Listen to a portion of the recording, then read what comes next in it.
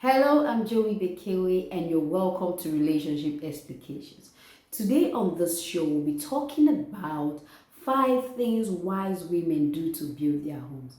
For a lot of women, they go through these happy and sad moments in marriage. Sometimes so good, sometimes not so good, sometimes really bad. I know that there are normal life challenges that we all face, but there are some rough times that between you and your spouse. It is always good, sometimes it doesn't feel so smooth, sometimes it doesn't feel so you are not even sure of your relationship. You are not enjoying your relationship. You're not enjoying the bond and oneness and togetherness that you're supposed to experience and enjoy in your home as a wife. Today we'll be talking about it, so keep watching. No matter how the years go by, I keep loving you, and even as the years roll by. Hello and welcome back. Today, like I said, we're talking about 5 things wise women do to enjoy, to build their homes. Well, like I said, a lot of us were not sure. I was there at some point in my life where I didn't know what I was doing in the marriage. I was confused. I wasn't sure if I was even married.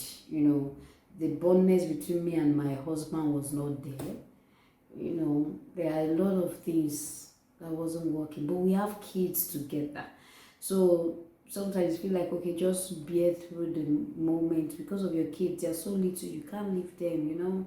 There are many things. Okay, I am not even leaving, but I'm not really enjoying this.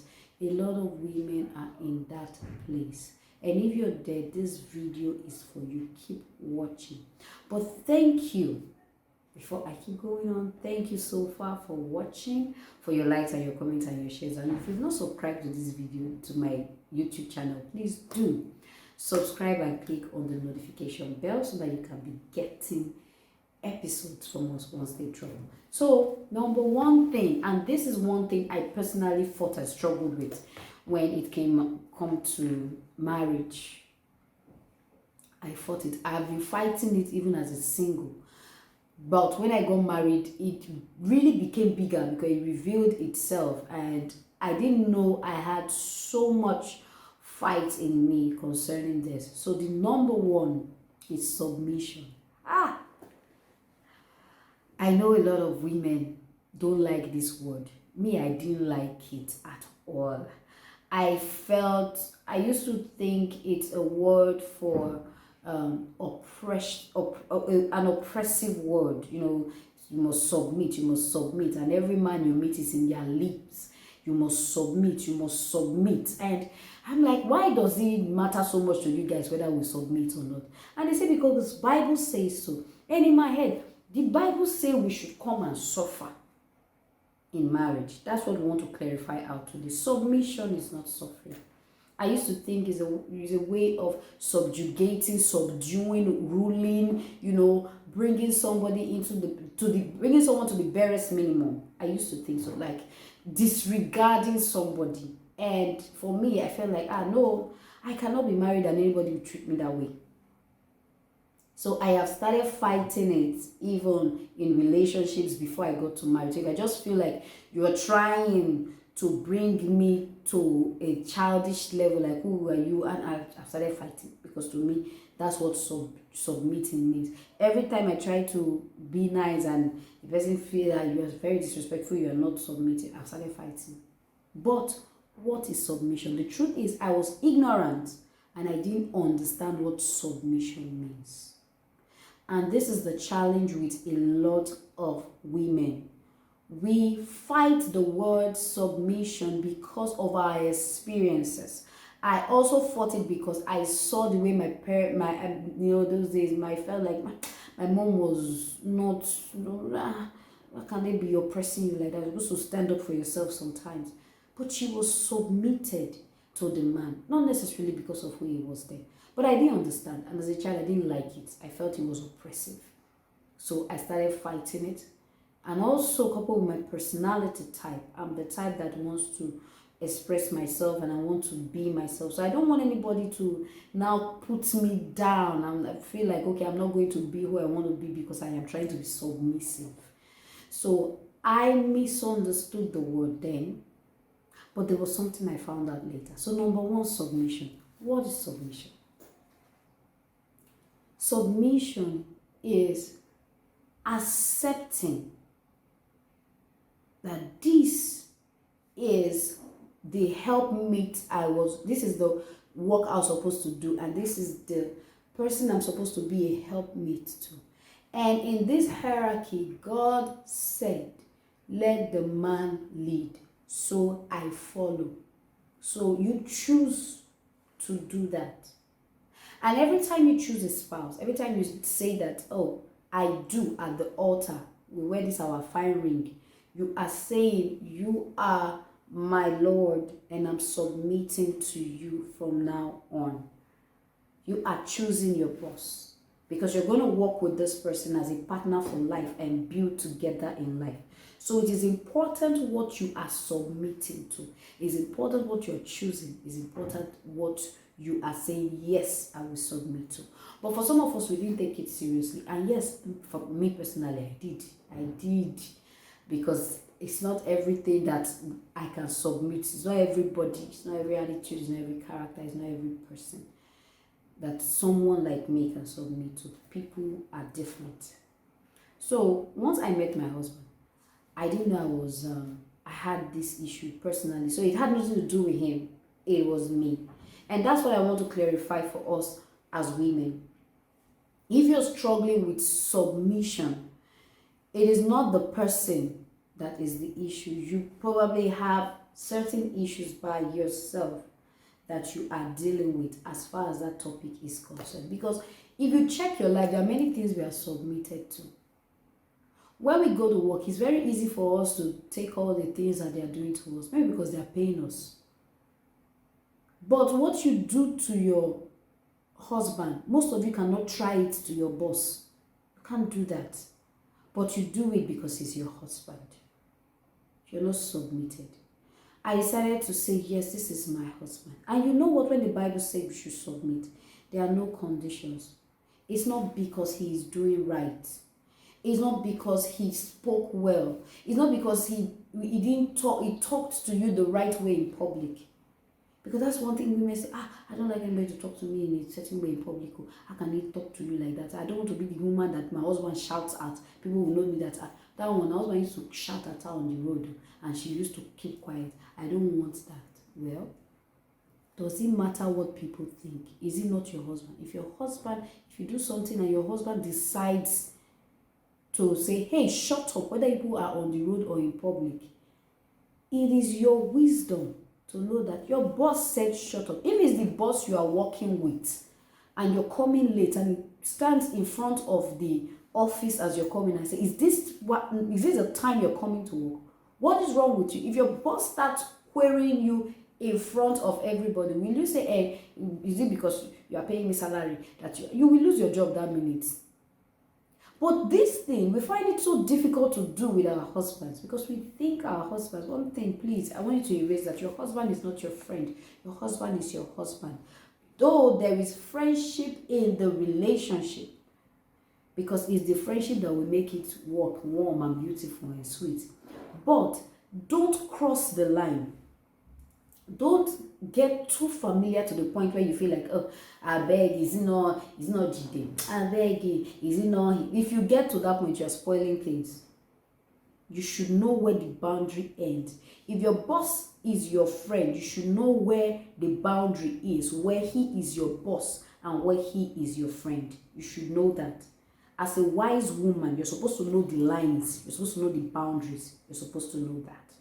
It is very important. I'm boiling on this topic of submission because it is the thing that holds us a lot as women. We fight it.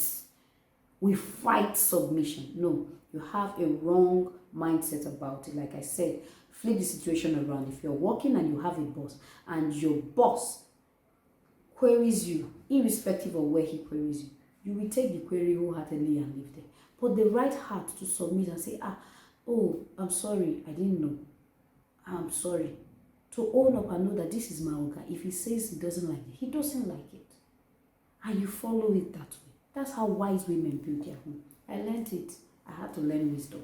Number 2, learn how to forgive. This is very important. Most of us, because of the thing he said, the thing he did, it is so hurting. It's not easy for us to let go. Our ego is hurting. Forgive. Learn how to stop being embarrassed. Learn how to forgive in abundance before the hurt comes. Learn how to, in fact, supply your husband abundance of forgiveness before the hurt comes. Lavish him with forgiveness. In marriage, it's very important. You must know how to let go. You must learn it, because if you want to say, he now said it like, that what hurt me was that my mother was there, my sister was there, my friend was there when he said that to me. No, see, it doesn't matter. It's you and your husband. It doesn't matter who was there, who are the people, what they think. It doesn't matter.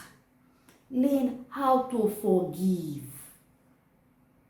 First of all, how you can learn how to forgive is to forgive yourself first. Learn how to forgive yourself. Learn how to laugh at your mistakes. Because people, they are so hard on themselves. If they do something wrong, they flog themselves and beat themselves so hard that if somebody else hurts them, they take it that way really seriously. So you should learn how to forgive yourself first. Learn how to laugh at your mistakes. Refuse to be embarrassed by anything. Refuse to be hurt and embarrassed by anything or anybody. Get to that place where you are one with yourself. If you are that way, you will have abundance of forgiveness for people, even for things they have not done to you. You will not be holding so much to people. That is because you by yourself, when you do something wrong, you flog yourself hardly. You really are very hard on yourself. So it's very hard for you to just forgive and let go of someone that hurt you. And I wrote something today on Facebook, and I want to say this. Anybody you are angry at, if you pray for the person, you cannot remain angry at the person. So your husband, always pray for him. Say, Lord, help GD. Why am I even calling this GD? But that's what's entering my mouth. Lord, help GD. Lord, help him. Please, Father, I'm hurting. I know this. I don't feel like praying for him. But Lord, let your spirit help us in our marriage. I know my husband is a good man. I know he is not meaning to hurt me deliberately. But Lord, whatever he is saying, help me learn the lessons. Help me hear beyond his words. Help me hear beyond his actions. Help me understand, oh God. That is you and your God. Learn how to forgive. Learn how to really forgive. Number 3. Choose to speak respectfully to your husband. Build a good character. I used to be a foolish wife that talks anyhow to my husband.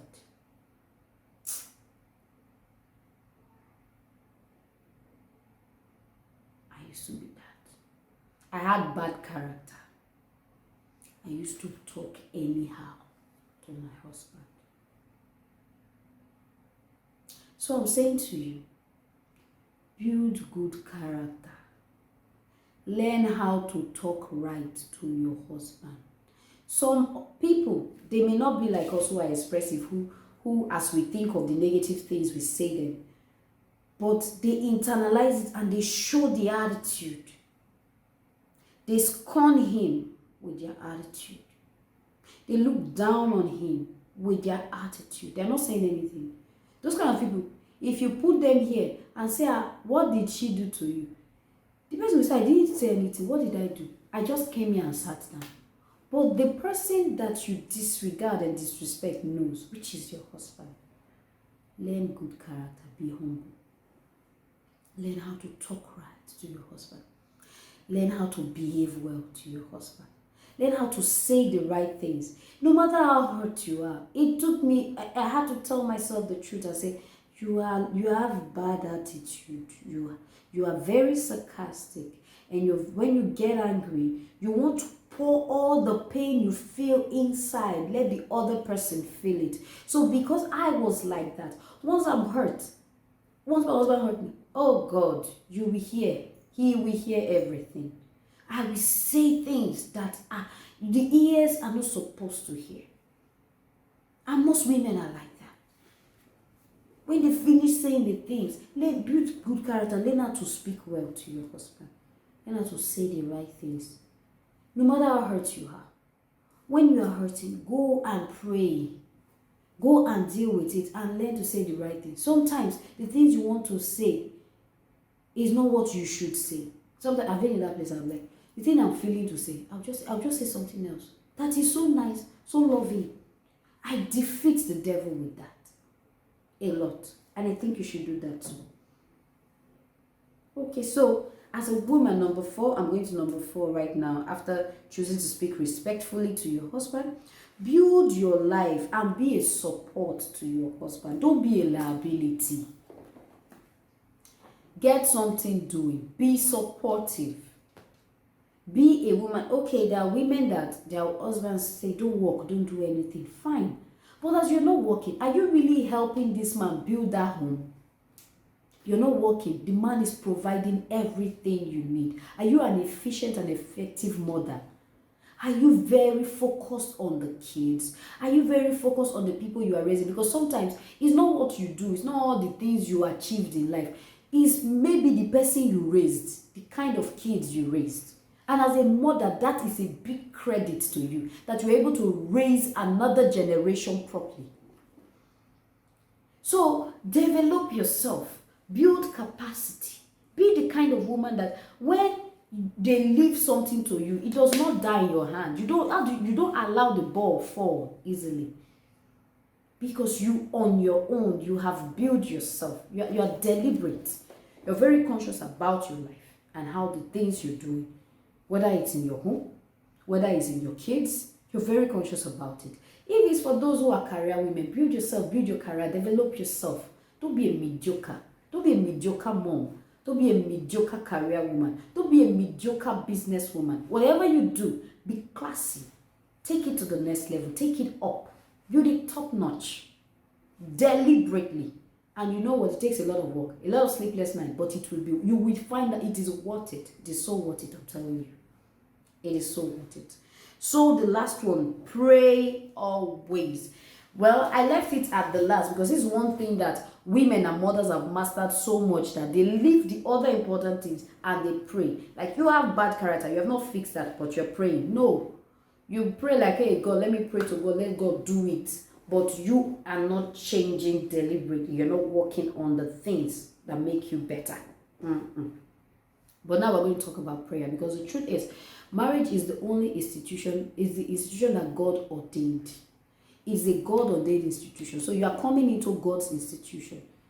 And when God did it, it's for him to really build the earth, multiply his seeds on the earth, and establish his purpose on this earth. So your husband has a boss, and his boss is God. So if you, this thing I had to learn it the hard way. If you are having issues in your marriage, you are not stuck. You are not, when people say that, when you marry a man that, yes, it helps if you have somebody that has guidance. It's a major plus. But if you marry a man and the man is all crazy, he has God. There is God. He's not just going by himself. The heart of the king is the hand of God. The life of a man is in the hand of God. Like, you can turn it anyhow you wish. So you are not stuck. You are not. You're not without help. You're not without help. You have God. Always commit your husband into prayers. Always pray for your husband. Always pray for your children. Always pray for yourself. For wisdom to lead your home. For wisdom to raise your children. For wisdom to be a submissive wife. Always pray. Whenever you have issues in your home, go and see, prayer is not every time closing your eyes to pray. Prayer is communion. So the continuous communion with God is what you're supposed to have in your life. You should have a steady prayer life and constant communion with God. Build the altar of prayer in your home and have constant communication and communion with the Father. It is very important. So every time you don't feel like it, maybe your husband or something, that, oh Lord, Please help us get past here. I don't know how we're going to do it. I don't know, myself and my husband, I don't think we know how to pass here. But Lord, help us get past here. And the Lord will show up for you. It's a guarantee. I hope that these 5 things is going to help you. If you do it, because you're going to do the work. If you yield yourself to it completely and do it, it's going to help you be who you want to be as a wise woman, and you will enjoy your home, I guarantee you. I am enjoying my home. That's why I'm doing all this. I want you and many, many other women, millions of women, to enjoy their home. Have a beautiful, beautiful day.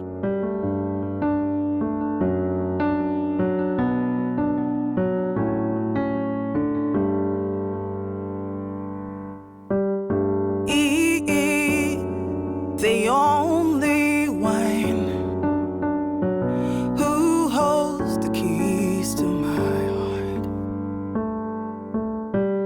and which way he wants me to, I'll go without a fight. I might as well be a fool for you,